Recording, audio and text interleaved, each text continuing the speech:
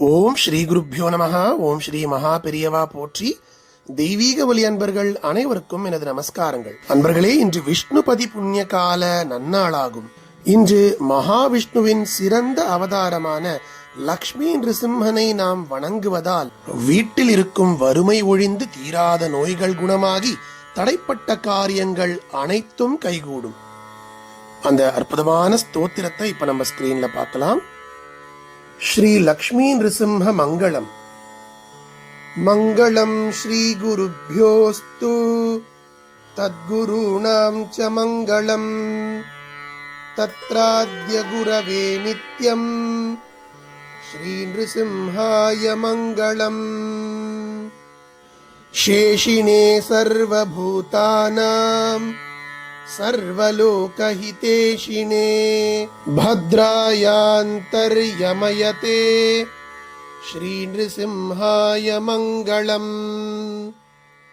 सर्वव्याप्तिमते नित्यम् दिव्यमङ्गलमूर्तये सर्वत्र परिपूर्णाय श्रीनृसिंहाय मङ्गलम्.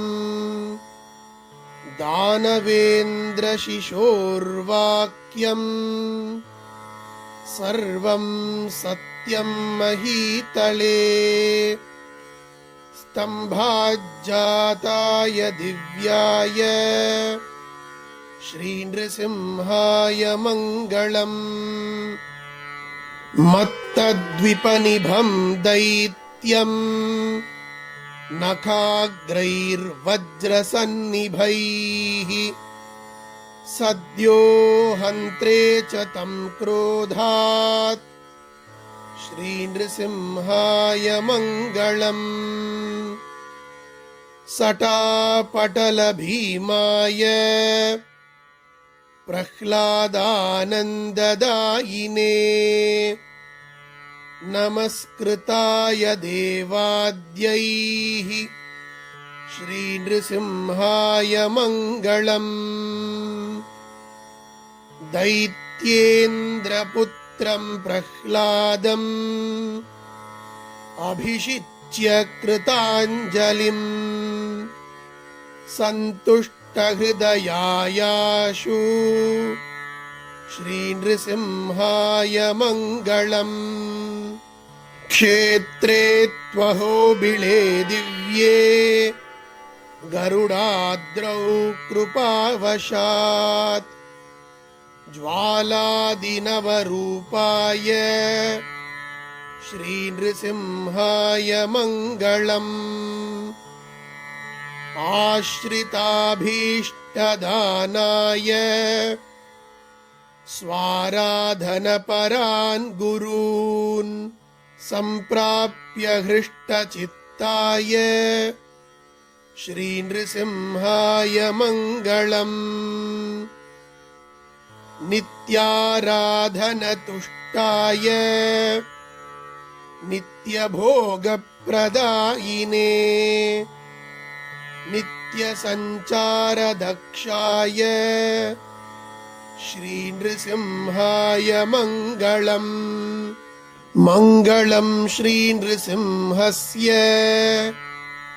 यः पठेत् प्रत्यहं शुभम्.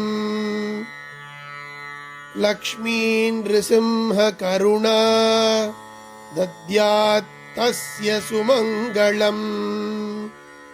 इत्थं श्रीवेदचूडार्य